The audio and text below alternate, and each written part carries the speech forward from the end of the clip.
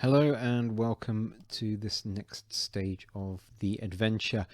It's been a long time since I played the previous section. I had to go back to the recording that I did to remind myself exactly what was going on. But let's summarize things. I think that how we left it was with Akihito and Gothram stabilized after having taken some devastating hits from some Azers, and Fenton, our chap up here, the bard, he had gone exploring into the abode of the Azers themselves. After losing half their number, the two remaining Azers fled back to their abode, and what I wanted to do was to test for whether Fenton would hear them coming. So the optimum place for him to hear them would be when they're about halfway. So half of 75, let's say it's about here, maybe at the top of the stairs. So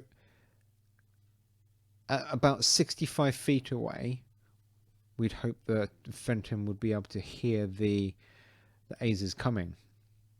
So what I'm going to do is quickly jump over to my listening table on Excel, which I have, and we're going to set the check type to running. Now I want to check if these Azers have got armor on. I seem to reckon that they would have. Let's see. Azers. They've got large steel shields. But that's about it. So we'll say no armor. Listening condition is normal. He's not actively trying to hear, and he's not distracted. And there are no walls, no doors between. So Fenton has a listen of +3. And we said that the distance was going to be, what, 60? About 65? Something like that. We'll say 60.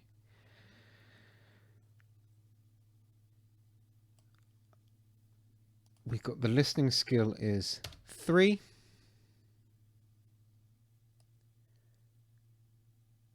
The base DC, therefore, running, no armor, base DC 0. 60 feet away means that the base DC is 6. So Fenton is going to pass on a 3 or more on a D20. He rolled a 10. So he's going to hear them coming in advance enough that he's able to make a decision to scurry back off into this little hole here.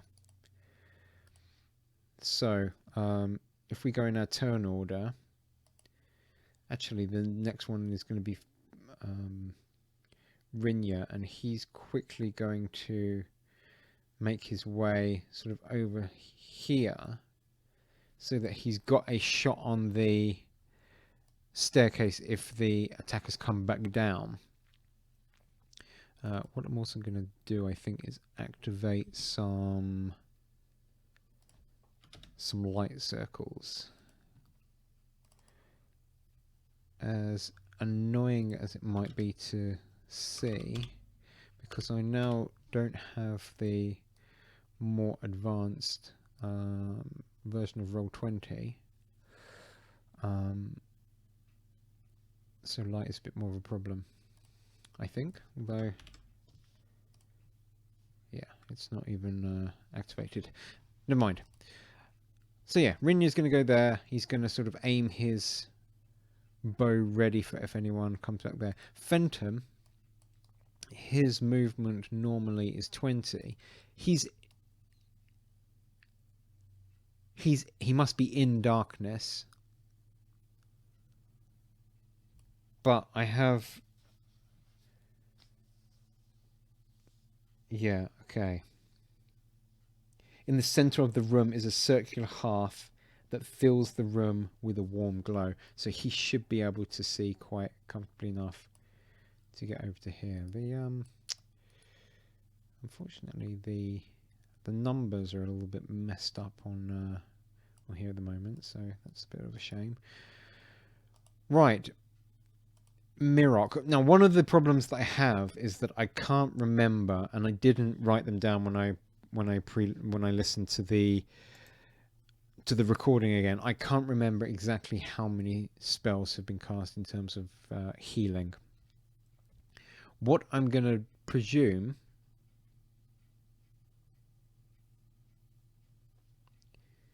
is, well,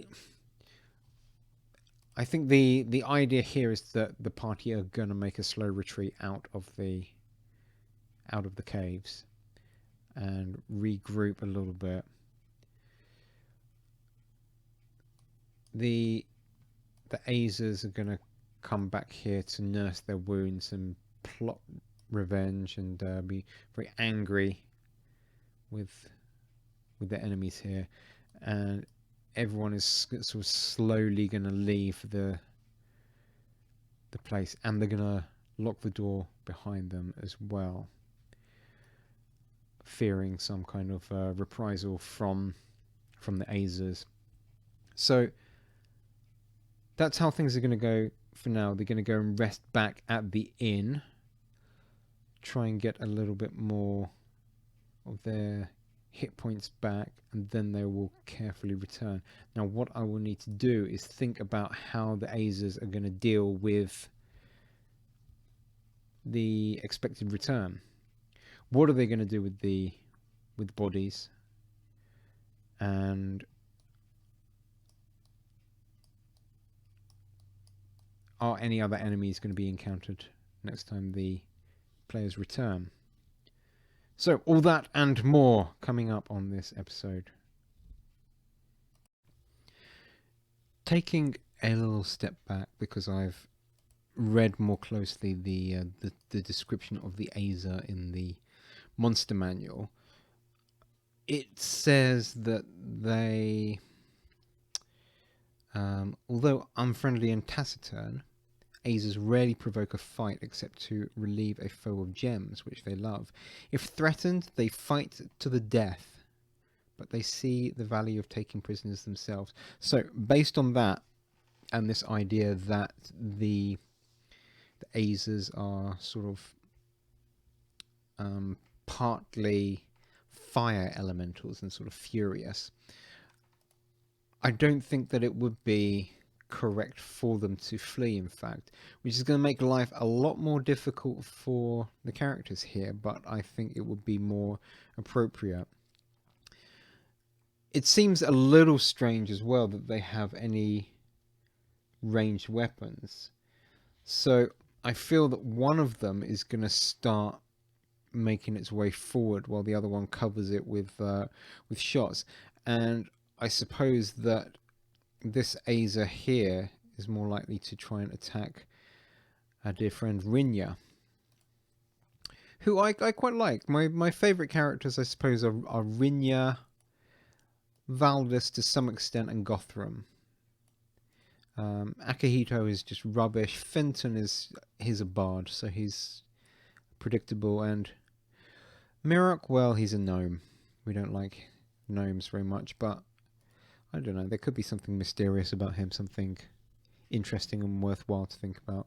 Anyway, so Rinya, I guess he is actually going to... Well, why don't we do some sort of sense motive check if he can see that the tide is turning and that these creatures are looking at him as though they want his blood. He rolled a 17. He's got a wisdom of... Where can we find wisdom? Well, he's got a 17. He might sort of nervously back away over here a little bit. but he's also going to take a shot with his longbow over here. I need to prepare for the next time better records of things, because I can't remember how many shots have been shot, what spells have been cast. I had it written down somewhere, but I have, of course, lost a piece of paper. Just check it's not over in this small pile of things over here. No. So better preparation required next time. Oh, and I should say that I got hold of the DM Yourself book, which I haven't read through yet, but it's got some interesting tables. I'm going to see if there is anything in there that's going to make life a little bit easier for playing these games solo. So let's do our first attack of today. Rinya is going to shoot with his longbow. It's got +5 to hit. He's rolled a 15, so that makes 20.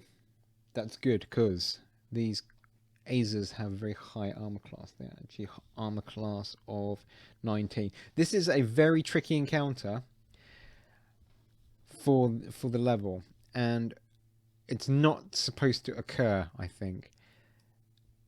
I certainly have a problem with imagination of tactics. In the adventure description, these Azers want to get hold of the shield that I think it's presumed that the characters will be carrying. And they want to touch the shield, and as soon as they touch the shield, then they teleport back to the plane of fire. But failing that, they will try and escape back to the inn because they know where the shield is. But in this occasion, the door is locked, so what they want to do is get a hold of the key from the characters so that they can unlock the door and go and get the shield. But of course they found themselves in a combat situation. Maybe they should have ambushed a little bit better, I don't know. But hey, it's done now. I'll think about tactics a little bit better next time and see if we can come up with more intelligent tactics for our creatures. In the meantime, Rinya, 1d8 damage. Come on, let's have a good one. 1. Dagnamit. I knew it. One chance for something good to happen. Well, Fenton, I'm going to say that he's going to start sort of making his way along slowly. He knows, I think that he's going to hear the sound of battle. Now then, Mirok, what does he have? I seem to remember that he's sort of cast almost everything. He's got poor armor class.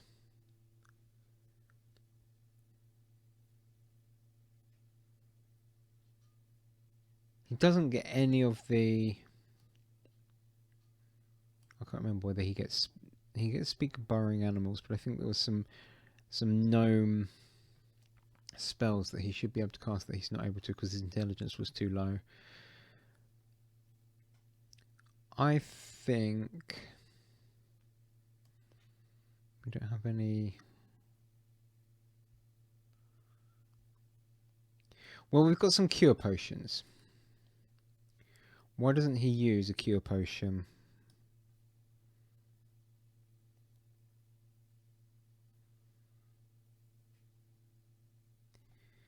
He's next to Akihito, so he's going to try and spoon some potion into Akihito's mouth. 1d4 plus 3 is 7, so...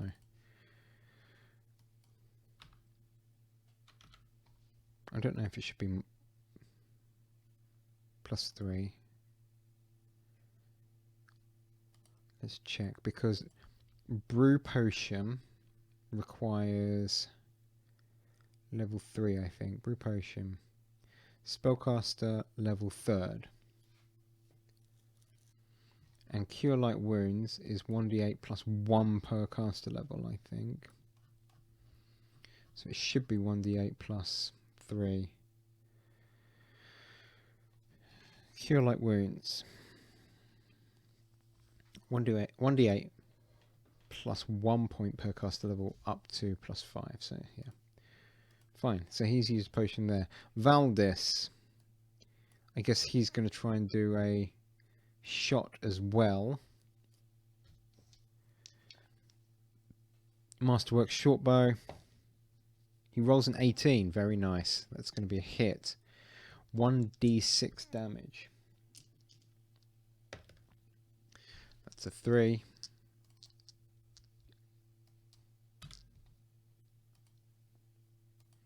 Gothram is stable but not doing anything else. Now then, this one is going to shoot at either Valdis or Rinja. Rinja, I'm going to give him +2 because he's sort of cowering. I don't know.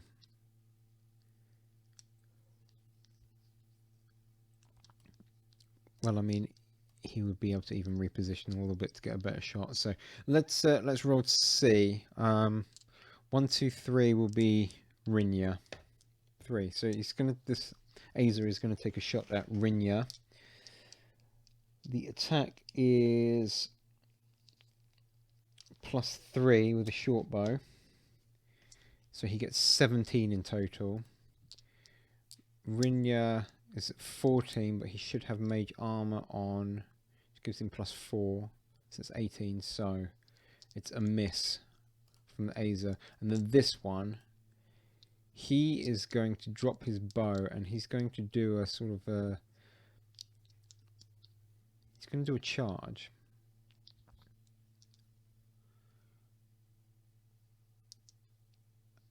And I guess what he's maybe looking to do is...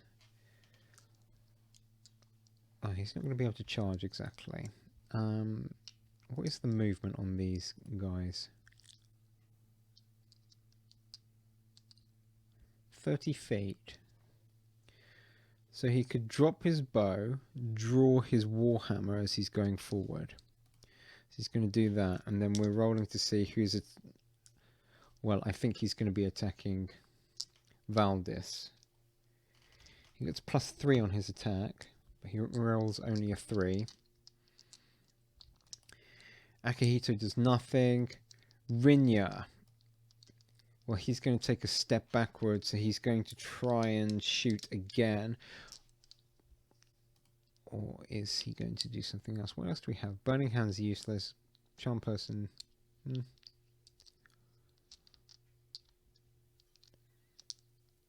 mean, he could try Charm Person on the other one, but I think in this situation, it's more likely going to be shooting his bow. He gets -4 to hit because of another combatant there, but he rolls a 20. Let's see if it's a critical. No, it's not. It's just a hit for D8 points of damage. And he rolls a 2.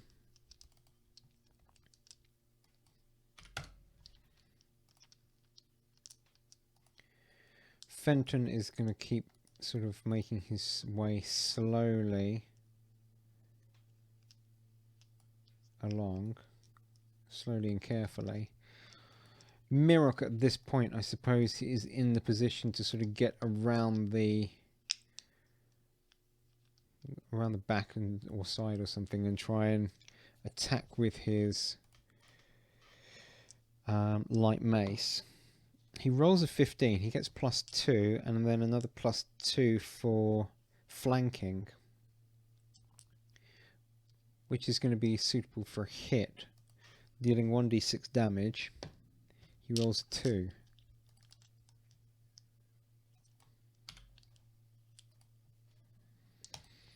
I'll do a brief aside in a moment about what I'm considering in terms of hit points in a potential new system that I'm coming up with. But for now, Valdis, he's going to be able to quickly drop his bow and draw his... Certainly his dagger he can draw quickly. So he'll do that. He'll quickly draw his dagger, which is sort of like easily grabbable. He gets a +4 to his attack. He rolls a 12. Now these Azers don't have shields because they've been shooting with bows, so they are at 2 less armor class, so it's 17.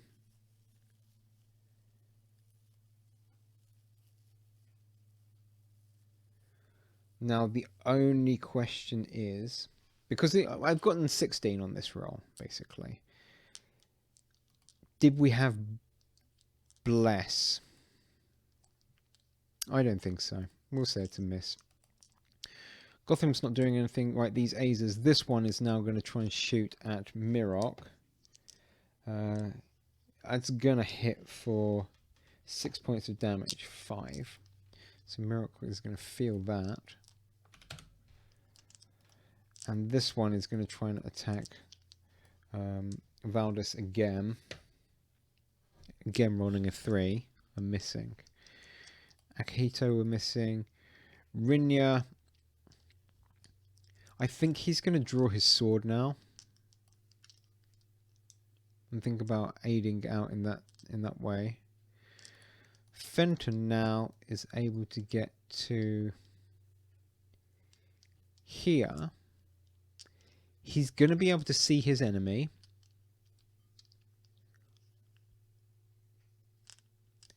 On my sheet of paper here, we have the not only like the marching order and the passive skills and everything, we have the default weapon equipped for characters. Fenton's default weapon is a light crossbow, so we can presume that he's got his light crossbow. So he's going to be able to take a shot at this guy, presuming that he can see him down the stairs.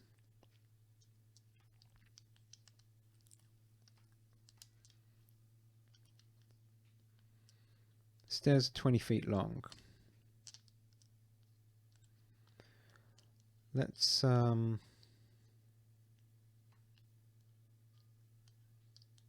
a little line thing here. So we're saying stairs are 20 feet long.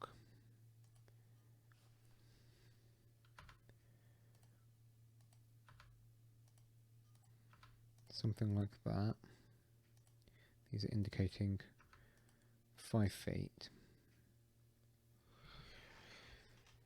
Then, what room is this? It's room number 5.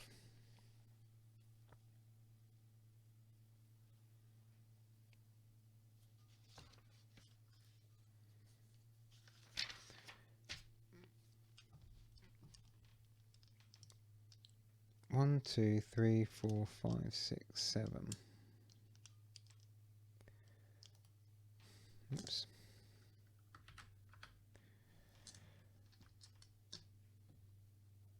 Let's say that it's 10 feet up. That might not be accurate, but you know. So that's the stairs. And then ceilings, so floor is here. This will be a useful diagram for me to generate anyway, because it's not the first time that it's occurred. We'll say that the entrance to the stair is going to be a little bit more than 5 feet. We'll say something like that.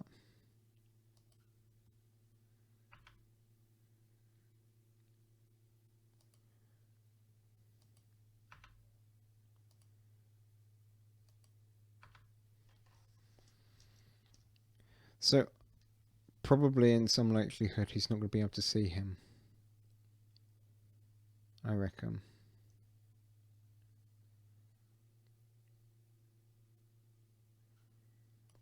Because if we imagine that he's standing sort of like over here and the Azer is like here, how is that line of sight working? Oh, I guess maybe he can see him actually.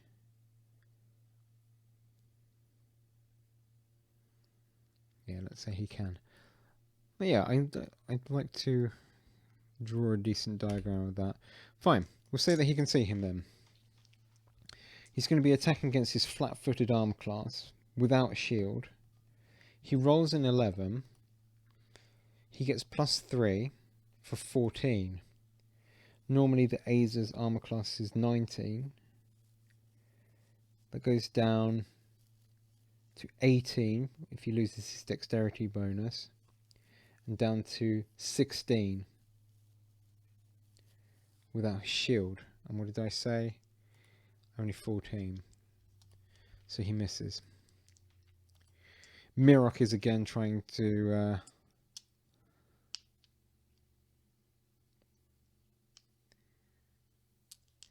well, he'll maybe be more concerned about the attack from behind.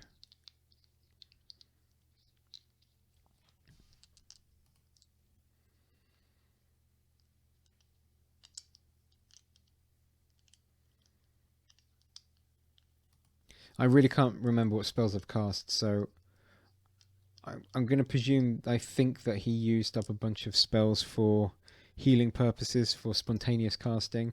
So I'm not going to use any more from him, and then at the end of this combat, we'll presume that they'll go back and rest. So the question is he going to attack this guy, or turn to attack him? And here is another point. If he moves over to here, which he can do, that should trigger an attack of opportunity from this guy. I don't like attacks of opportunity. It seems like he's gonna time it so that this guy is concentrating on the enemy here. I mean, I'll just roll the dice just to see.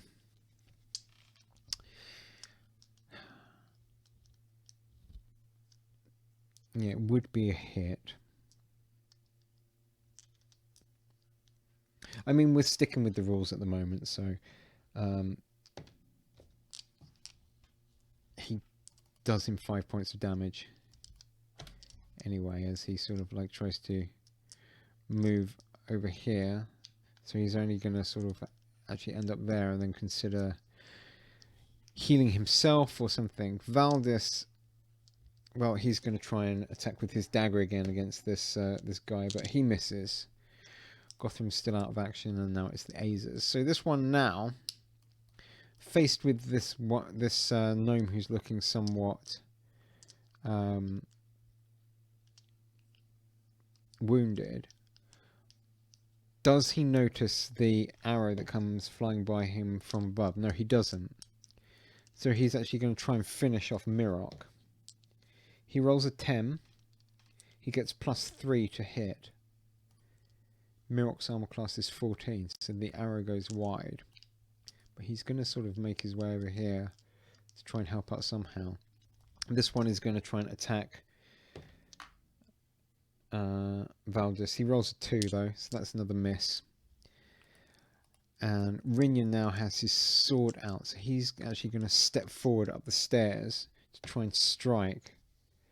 But he rolls a 1, and that's a miss. Fenton now, he's going to get right to the top of the stairs and try and make another shot at this Aza. This time he rolls a 13.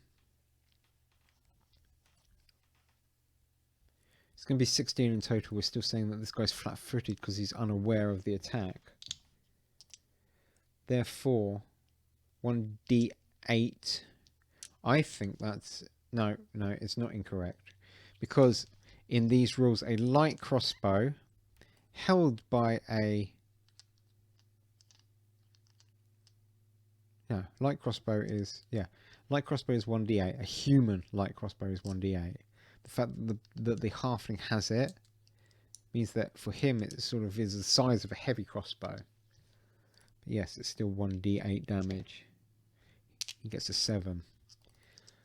That downs him. That's good. Mirok now, he needs to sort of recover. He's got one more potion, I believe, so he's going to quaff that and get back 5 hit points. And Valdis is again going to try and stab. This time he rolls a 20. Let's see if it's critical. It's not. So it's merely 1d4 damage. That's a 1 that he's rolled. He gets a +3 bonus, 4 damage. This should hopefully be drawing to a close, but this Azer has one last attack against. He rolls a 1, so nothing happens there. Rinya now is going to try and stab at him with his sword. He rolls a 14. He has +3 to hit for 17. That should hit because this Azer doesn't have a shield, which means that he's going to exactly finish him off. Let's roll the damage anyway. Not a d6, a d8.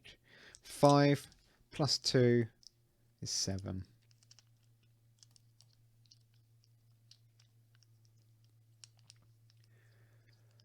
-7 -6.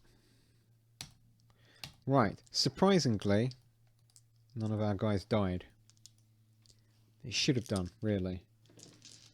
But the Azers were failures and tactically not proficient. But that is because I am controlling them. And I am terrible at tactics. Right. We can, I guess, see if any of the Azers actually survive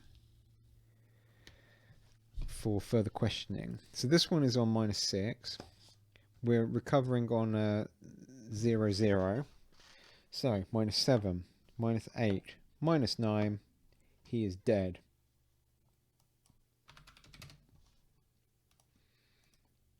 And the party are not going to go out of their way to try and save these guys. This one here, -4, -5, -6, -7, -8. He stabilizes on -9. This one here, he's on -2, -3, -4, -5, -6, -7, -8, -9, -10. So he has died a death as well. This one here, -1, -2, -3, -4, -5, -6. Stabilizes at -7. And this one here, -2, -3, -4, -5, -6, -7, -8, -9, -10. So 2 of them are still technically alive. I'm not going to spend too long trying to recall exactly how the healing works much, except that, you know, they're going to carry the bodies as well as they can. They should be able to, between the 4 of them that's still standing, and they're going to head back to the inn. There they should be able to rest for the night, and everyone will have the spells back. And then I'm going to, of course, start to make notes of how many spells get cast and all that sort of thing. So they will do 1 day of resting. Let's just remind ourselves how many hit points are healed. Let's go to, because we're going to do a heal check.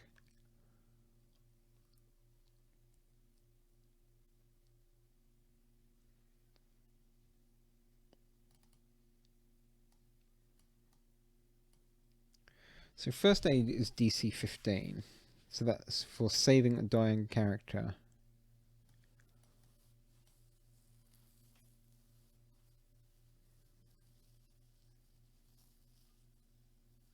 Long-term care. Providing long-term care means treating a wounded person for a day or more. If successful, you let the patient recover hit points or ability score points at twice the normal rate. So it's 2 hit points per level for each day of light activity, and 3 hit points per level for each day of complete rest. You can attend up to 6 patients at a time. So Mirok his heal skill, hope he has one, is +7. So we're looking at DC 15 with +7. So he rolls a 5. Wonderful, he fails. So that means after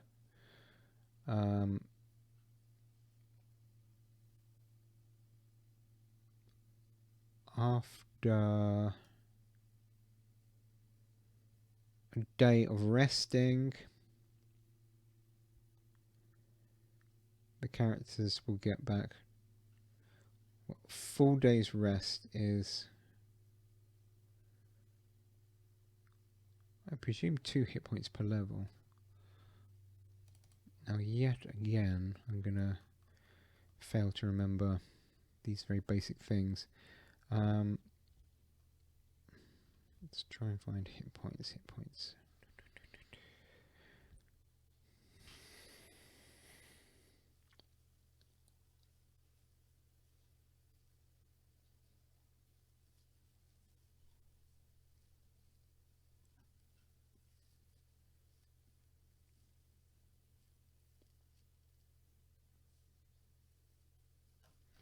Seem to remember it was in the combat section.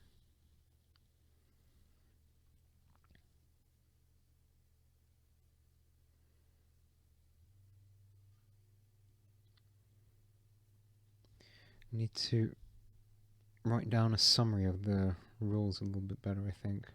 Healing, here we go. Natural healing, you recover 1 hit point per character level per day of rest. If you undergo complete bed rest, you recover 1 1/2 times your character level in hit points. Right, okay, so the level 2, 1 1/2 of 2 is 3.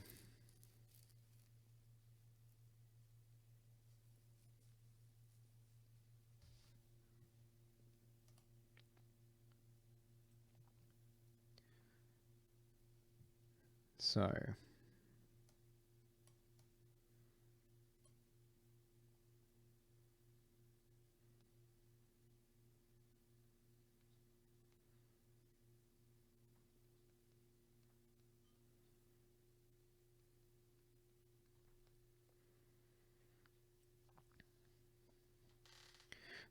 yeah, essentially, as far as I recall, being helped back into consciousness means that these characters should, you know, they have a 10% chance every hour of becoming conscious and therefore at 0 hit points.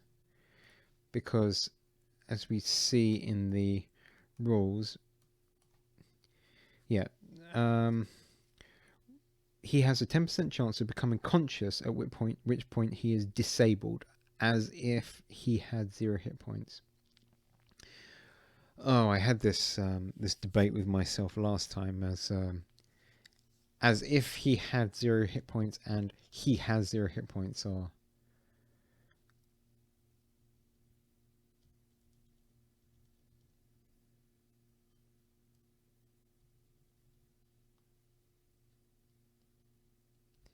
so even if unconscious, he recovers hit points naturally.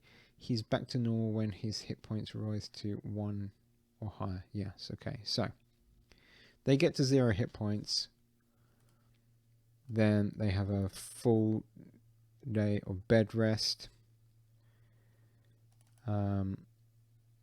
So Gothram gets up to 3. Akihito gets up to 3.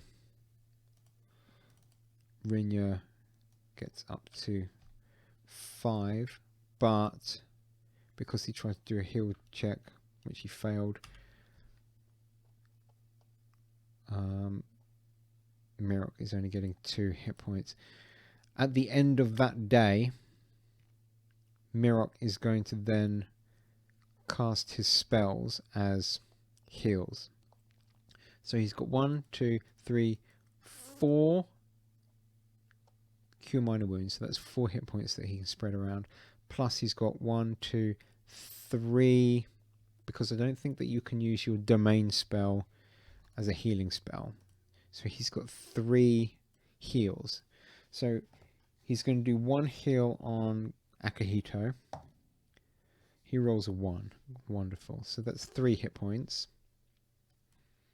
Then he'll do 1 heal on Gothram. He rolled a 4 plus 2 is 6, 7, 8, 9. And then I guess he'll do another one on Akihito.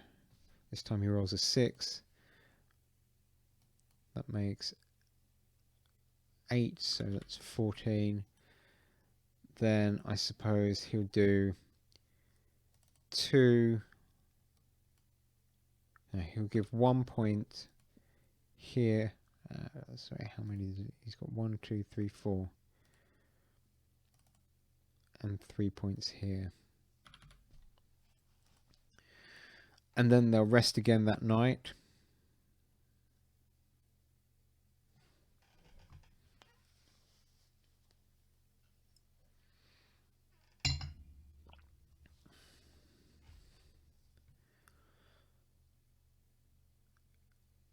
And so therefore they'll heal another 2 before they come back. Right. It seems to sort of be roughly okay in how I've worked it out.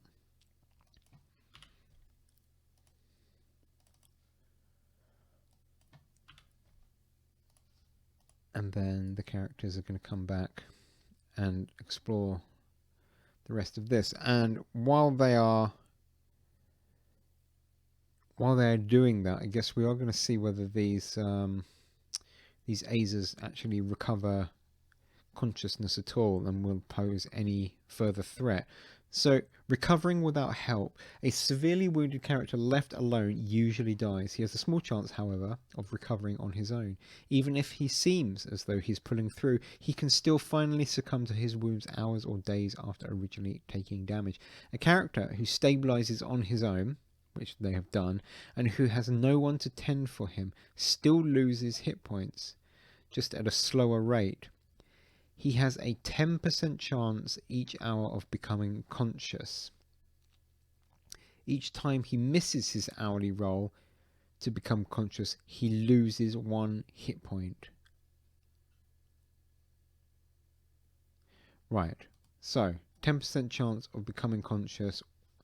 So we're going to roll 0s again, and each hour then he's going to lose 1. So 1, that makes it -8. That makes it -9. So he does actually die in the end. And this other one is only going to get 1 shot. But he makes it. So he becomes conscious. So, even once he becomes conscious and is disabled, an unaided character still does not recover hit points naturally. Instead, each day he has a 10% chance to start recovering hit points naturally. Otherwise, he loses 1 hit point. So, he's back at 0. Then he has a 10% chance of starting to recover hit points. He fails, so he's going to be on -1. So, to save too much trouble, because this is starting to become more unnecessarily complicated than is required, then they will the party will discover him sort of like crawled up here on his way over here, and then he's sort of passed out again and he's on -1. So that's that. We didn't get very much done today, unfortunately, but unfortunately I've got to leave it there. So thank you for watching, and I hope that we will progress a little further with this, and I'll have some more thoughts on how I'm developing the game and everything. I was going to briefly mention about hit points, because I was reading a blog post that was talking about hit points based on the size of the monster.